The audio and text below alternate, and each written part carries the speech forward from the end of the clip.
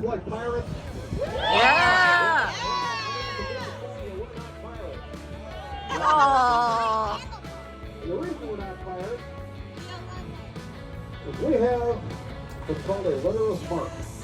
There's a written proclamation from His Majesty the King that allows us to pillage and plunder as much as we want, as often as we like, and as long as he gets his cut, he's good with it. That makes us privateers. And that's a fancy term for legal pirates. And there is a difference. They get caught, they get hung. We get caught, we just give them some of our loot and we're good with it. All right, so let's talk about some of the weaponry from that age. You guys have seen these in movies. Some movie with Jack somebody or other, I don't know which one that was. Yeah, there's a blunderbuss. It's nothing more than a short barrel musket that they use for protecting carriages and for clearing the deck of an opponent's ship before the board. There's several myths surrounding this. Myth number one is this is the original shotgun. Does that bell muzzle spread the shot? No, it didn't. No, it did not. We'll get back to that in a minute. Myth number two is the fact that what they think they loaded these things with anything they could get their hands on. Nails, glass, rocks, silverware from the galley. It also contains a cannon. That is Hollywood bull.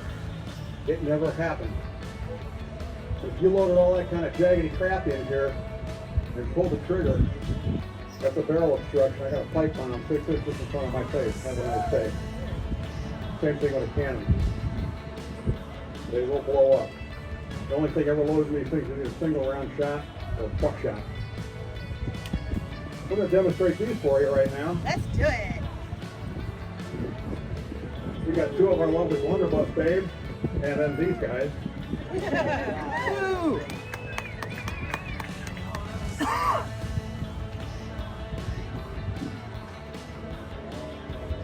So, let me know when you're ready, guys. One is ready, two is ready. Three is ready. Four is ready. Cover your ears, folks. Fire.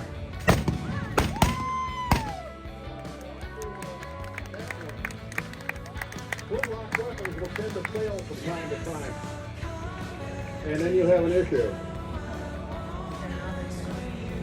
Sticking with the golden age of piracy, one of the first things that the Chinese came up with as far as a weapon was this guy. This is a grenade. It's nothing more than a hollow sphere made out of iron and ceramic, filled with gunpowder, with a fuse stuck in it. There's a couple problems with this. Number one, sometimes you couldn't throw it and be outside the blast radius, means you could kill yourself. Number two, say I want to throw it at that boat, I don't know if I can throw it that far. That's a problem. So some enterprising person during the golden age of piracy came up with this device right here. That's a hand motor. Yeah, baby. And yes, it is muzzle heavy as a son of a gun. That's all bronze up there. It's heavy as hell. The idea was, load this thing with a grenade, light the fuse, aim and pull the trigger. Only problem with that is when I pull the trigger and it goes click, I got a problem. So I won't have time to reprime the gun and try it again before it blows up in my face. The gun's got to go overboard. So for that reason, I am not going to shoot a live grenade. Besides the fact it's federal felony. I am going to fire a projectile though. All right. That will not blow up, but it's going to fly. You guys ready? Ready. Oh, you ready? Ready. Here we go. Let me prime this thing just a little bit. It always helps.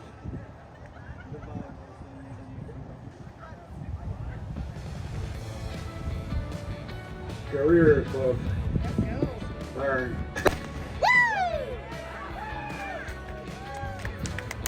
There we go. Now that'll float back in here in about 2 hours. Well, we got a few of them back. Alright. Staying with the naval theme, we're going over here to that little device. That's a swivel gun. Captain Greg showed them kind of how it works without shooting it. It's very easy to move around and aim. They'd be mounted on the railing of the ship. Use either signal and coming into a port or for clearing the deck of your opponent's ship using buckshot before you're board.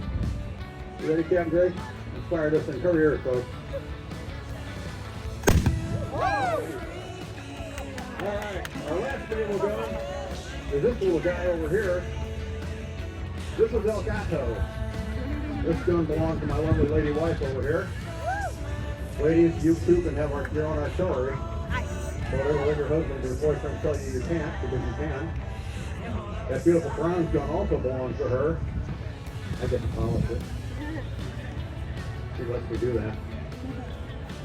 This little naval gun is a 1 pound gun. That means it will fire a 1 pound iron ball. The tube is about 3 feet long. The gun weighs over 100 pounds just the tube itself, cast iron. These things got really big really fast. The 24 pound guns on old iron sides in Boston Harbor are 9 feet long and weigh 6,000 pounds. Love to have one, too proud moving it and feeding it. They eat a stupid amount of gunpowder. You ready, my dear? Let's go loud. Cover your ears, folks.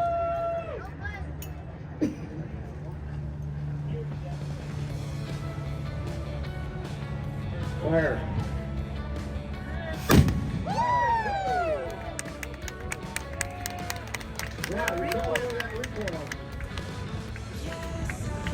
On a Navy ship, they would have that latch to the side of the ship, otherwise the flag will come back and spring across the gun deck and kill the two on the other side. So, anyway. Oh, geez, Mr. Avery, I told you to keep an eye on that thing. It shot at us. Shot at me. Oh, great. Okay, that's even worse. Would you do me a favor? Teach whoever or whatever is out there a lesson they won't soon forget, please. Would you do that?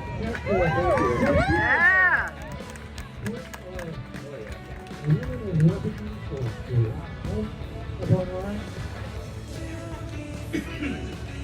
Ladies.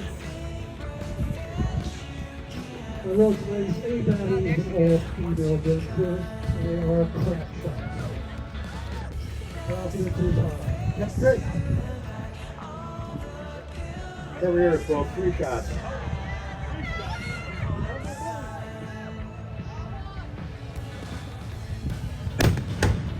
Good hit. Excellent shooting.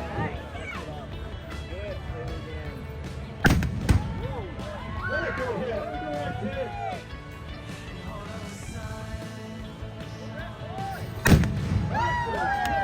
Very good. Excellent shot. Hey, Banner, good shooting. This time they shot at you. All right, that's it. I'm done with that, folks. Put that thing in the bottom. Terminated with extreme prejudice and throwing ravens just for good That's measure. right. Ladies and gentlemen, 2 of these guns are already prepped to fire. We're going to run through how to prep and fire through a gun. So my gun crew is going to come up and stand ready. Gun crew puts the gun. We're going to walk you through what's going on here. First thing we're going to do is we're going to clear the mesh. The touch hole, we're going to use it. We want to make sure there's no debris in there. And we're going to cover it because we're starting to do this thing. But also, we don't want to push debris back up into that thing. Where's the gun? This is a double war. We're just going to grab the tube and clear out any debris from the previous shot. Watch wild. As we just fired the gun, there might be bird members still in there. We want to make sure that they're extinguished. It's going to be a very bad idea to introduce a fresh powder charge with burning embers inside the tube. That's alarm in the least. Dry swab the gun. We're going to go ahead and dry that out.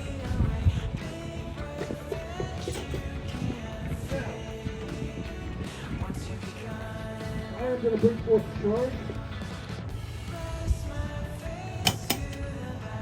Or you can on a ship, or even on land, you would have someone called powder.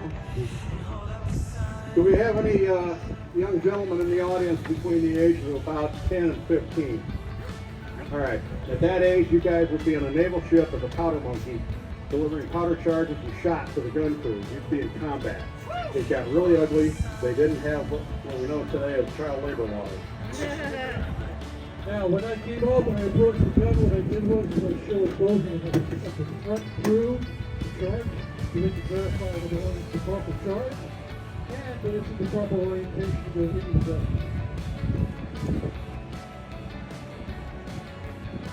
see the charge? We're pushing the charge back into the breech, and we're going to form it by sending it home. Insert the pick, but do not pierce the charge. Cut through, stand ready. I'm going to pierce the charge. Introduce the fuse. If you notice, I have not seen over this at all.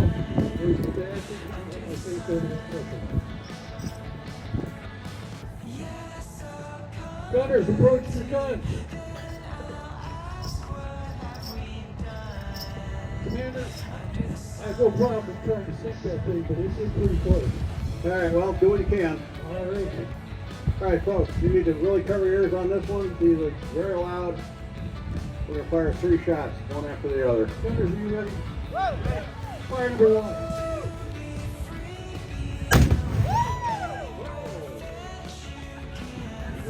That's what I'm talking Number about. 2. Fire. Number 3. Are you ready? This is, by the way, We got a brush fire going down there. fire extinguisher. You don't worry about it. Oops. Awesome. Yeah, folks.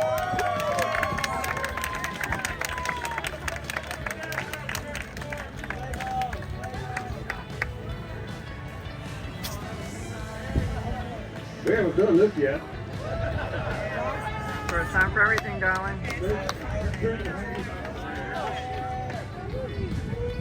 Great. One over here.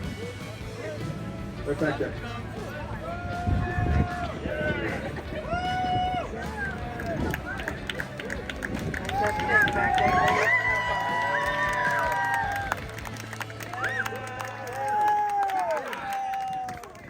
Save the best for the last weekend. That's right. Still going? Okay. There we go.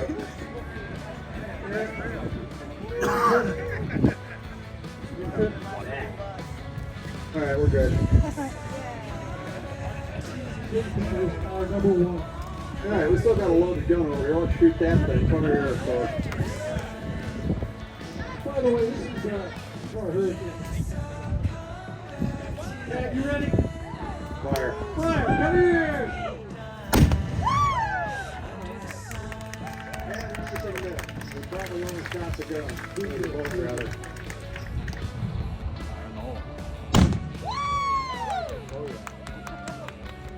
All right.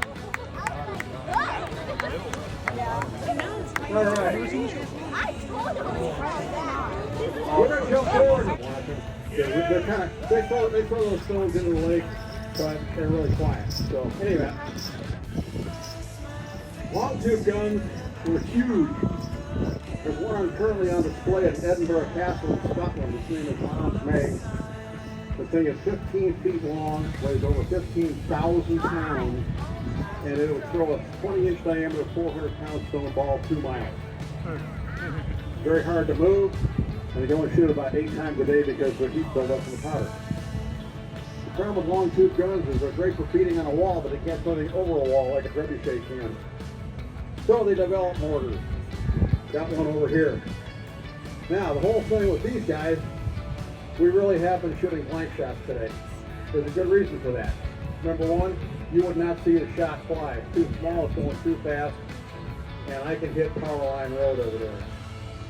They would know where it came from. We're the only game in town. Kind of hard to hide. However, the mortar is a different ball game. That throws a very high arcing shot that you can watch. So we're going to go live with this puppy. And I have here a 16-pound bowling, cannonball. We're going to load up into this guy right here. And we're going to shoot. Now, I've removed my earplugs. This is not loud. It sounds really cool when you want to listen for it. Also, because the finger holes, it whistles when it flies. So listen for that. Before I actually shoot this thing, though, I've got 2 shameless requests to make of you. Number one is if you or anybody you know has any bowling balls they don't want, let me know. Cool. Perfect. See me after the show. Got 2. Number 2. And we're here for you guys. We love doing what we're doing. The front car is getting super expensive. Kind of like eggs and everything else. If you can see your way clear at the end of the show, donate something to the cause, and come powder and rock, we'd be forever grateful. Got a couple of our lovely ladies over here with some tip buckets. If you can, that's great. We love it. We really appreciate you. If you cannot, we understand. Times are tough. We still love you. Want you to come back and see us anyway. So, you guys ready? Yeah. Well, that's really lame. Are you ready? Yeah. Right here. Here we go.